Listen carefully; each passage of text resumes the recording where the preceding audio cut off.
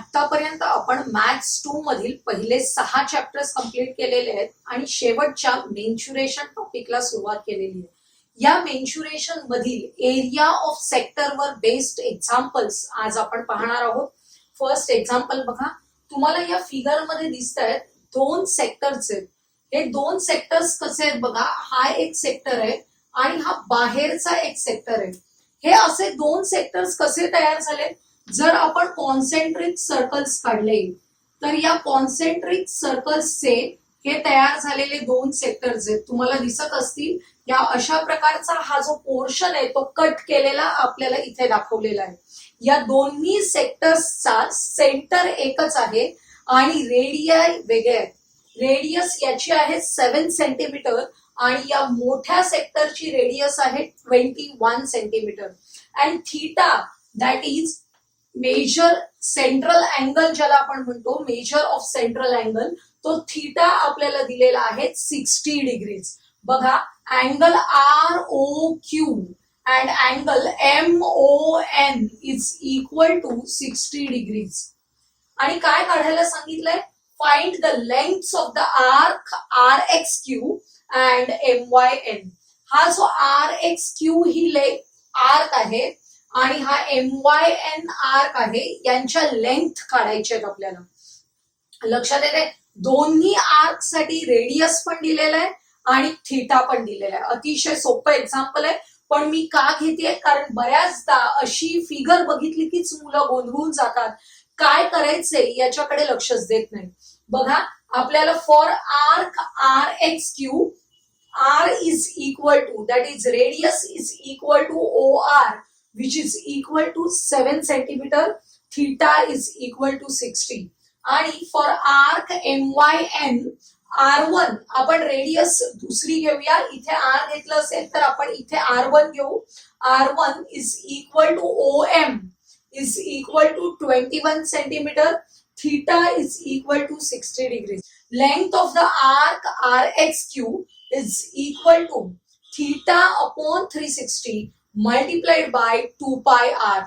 याच्यामध्ये पाय ची व्हॅल्यू आपल्याला दिलेली आहे 22 अपॉन 7, थीटा आहे 60 upon 360 multiplied by 2 into 22 upon 7 multiplied by 7.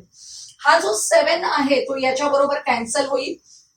हे दोन झिरोज कॅन्सल झाले. 6 एके 6, 6 6 36, इथे 6 आले, बे एक्के बे, बेत्रिक 6, 22 अपॉन 3 आलेले आहेत, विच इज इक्वल टू 7.333 असा रिकरिंग डेसिमल आहे.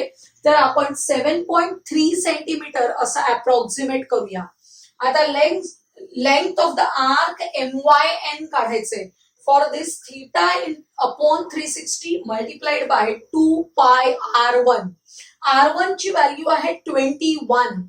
मगाच्या सारखंच आपण कॅल्क्युलेशन करतोय, परंतु इथे जो 3 इथे राहिलेला आहे तो या 3 बरोबर कॅन्सल होणार आहे, कारण 7 एके 7, 7 त्रिक 21 आणि तो 3 आलेला, त्याच्या बरोबर हा 3 कॅन्सल होईल आणि त्यामुळे आपल्याला इथे 22 सेंटीमीटर अशी length of the arc MYN मिळणार आहे.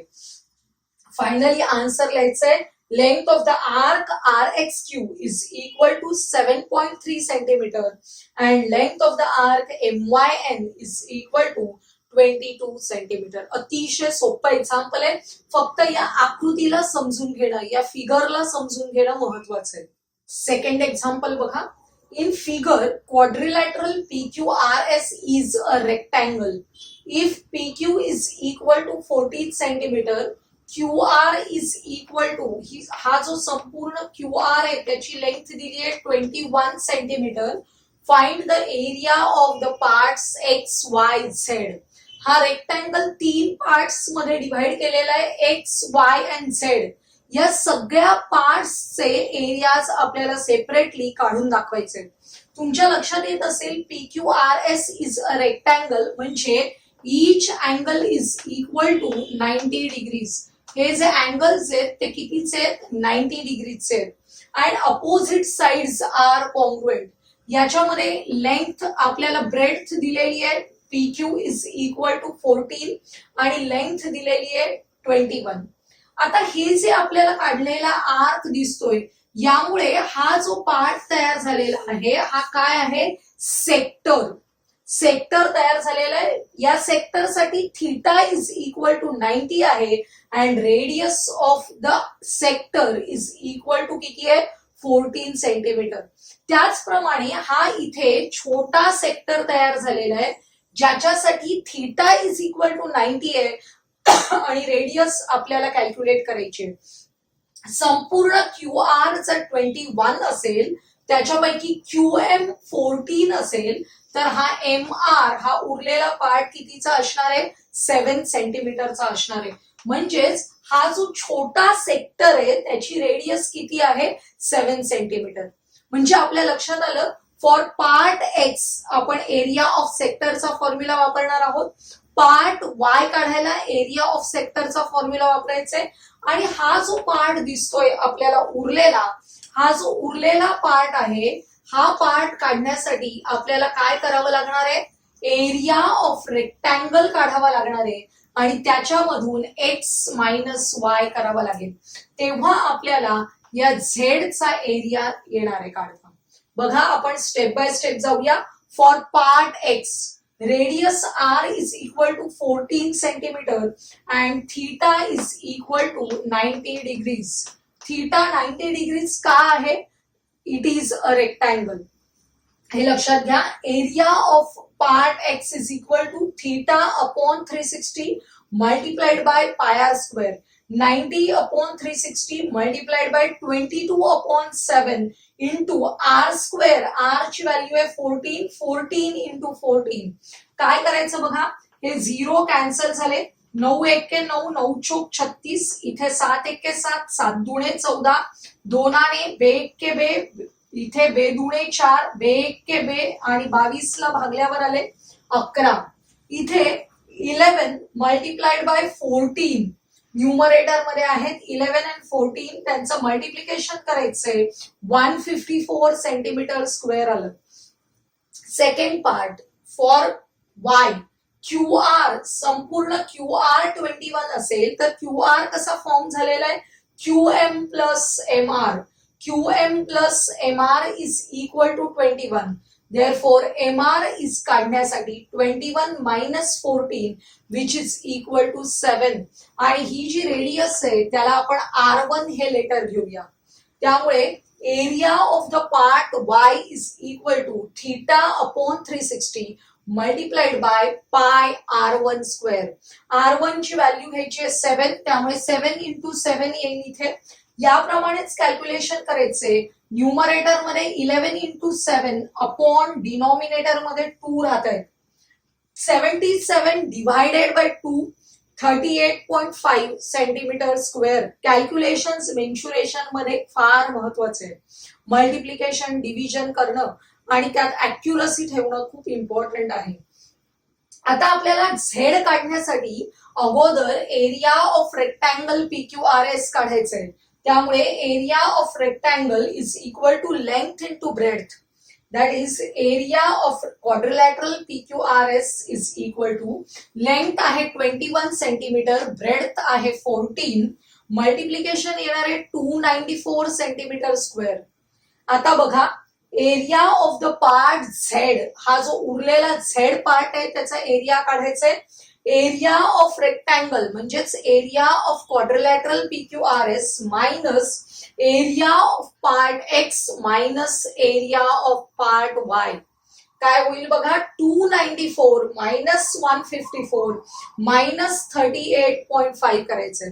आपण कॅल्क्युलेशन करताना काय करायचं, अगोदर या मायनस मायनस वाल्यांची ऍडिशन करून घ्यायची आणि ती ऍडिशन 294 मधून सबट्रॅक्ट करायची. आपल्याला आन्सर येणार आहे 101.5 सेंटीमीटर स्क्वेअर. आणि फायनली तुम्हाला उत्तर लिहायचंय, area of part X is equal to 154 centimetre, area of part Y is equal to 38.5 centimetre square आणि area of part Z is equal to 101.5 centimetre square. Answer तुम्ही लिहायचं आहे. Next example, triangle L M N is an equilateral triangle. अतिशय महत्वाची condition दिलेली आहे. It is an equilateral triangle. LM is equal to 14. ही जी each side of an equilateral triangle is equal to 14 centimeter as shown in the figure. 3 sectors are drawn. हा जो part आहे हा काय आहे, सेक्टर आहे. असे किती सेक्टर्स काढलेले आहेत, 3 सेक्टर्स काढलेले आहेत. आणि आपल्याला काय सांगितलंय बघा, are drawn with the vertices as the centres and radius is equal to 7 centimetre. ही संपूर्ण साइडची लेंथ होती 14. त्याच्या मिड पॉइंटला एक्स हा पॉइंट आहे, त्यामुळे radius of each sector is equal to 7 centimetre. तर आपल्याला 4 गोष्टी काढायला सांगितल्या. बघा, area of triangle L M N. Second आहे area of any one of the sector. या तिघांपैकी कोणाचाही एरिया काढायचंय. नंतर total area of all the 3 sectors and area of the shaded portion. √3 ची व्हॅल्यू घ्यायची आहे 1.732. पहिला क्वेश्चन आपण बघूया. Area of triangle L M N. Triangle L M N, which type of triangle it is? Equilateral triangle. For equilateral triangle एरियाचा formula काय आहे? √3/4 into side square. त्या फॉर्म्युल्यामध्ये आपल्याला साइड किती दिलेली आहे? 14 सेंटीमीटर. त्यामुळे √3/4 इंटू 14 स्क्वेअर. 14 स्क्वेअर म्हणजेच 196. हा 4 आहे, त्याने 196 ला डिवाइड केले, 49 आले. √3 ची व्हॅल्यू आहे 1.732. ती इथे सबस्टिट्यूट करायची आहे. मल्टिप्लाइड बाय 49 करायचे. आपल्याला 84.868 येतात. अप टू 2 डेसिमल आपल्याला लिहायचंय, तर अप्रॉक्सिमेटली 84.87 सेंटीमीटर स्क्वेअर असा आपण एरिया ऑफ ट्रायंगल एलिमेंट काढलेला आहे. नेक्स्ट आहे area of any one of the sector. कोणत्याही एका सेक्टरचा एरिया. आपण ह्या सेक्टरचा एरिया काढूया, ज्याचं सेंटर काय आहे? एल. बरोबर. त्यामुळे हा जो सेक्टर आहे हा इक्विलॅटरल ट्रायंगल असल्यामुळे each angle of an equilateral triangle is equal to 60 degrees. म्हणजेच theta is equal to 60 degrees and radius R is equal to 7 centimetre. त्यामुळे बघा, for all the sectors R is equal to 7, theta is equal to 60, angle of equilateral triangle. Area of L आपण centre लिहितो dash and arc. Arc कोणता आहे? एक्झेड. Is equal to, या सेक्टरचा area आपण काढून दाखवतोय, θ/360 मल्टिप्लाइड बाय πr स्क्वेअर. थीटाची value घ्यायची 60, पायची व्हॅल्यू घ्यायची 22/7 आणि आर आहे 7. त्यामुळे आर स्क्वेअरच्या ठिकाणी 7 इंटू 7 आपण घेतलेलं आहे. कॅल्क्युलेशन करायचे नेहमीप्रमाणे. आन्सर येणार आहे 77/3 which is approximately equal to 25.67 centimetre square. आपले या एक्झाम्पल मधले पहिले 2 पार्ट झालेले आहेत. खालचे पार्ट मी हा जो पोर्शन आहे तो खोडून तिथे पुसून करणार आहे. Next part of the example बघा आपला राहिलेला आहे. Total area of all the 3 sectors. काय करायचं? 3 multiplied by area of this sector. जो आपण काढलेला आहे एरिया ऑफ L-XZ, म्हणजेच हा वरचा जो सेक्टर आहे त्याचा एरिया आहे, त्याला आपण 3 ने मल्टिप्लाय केलं की आपल्याला या तिन्ही सेक्टर्सचा टोटल एरिया मिळणार आहे.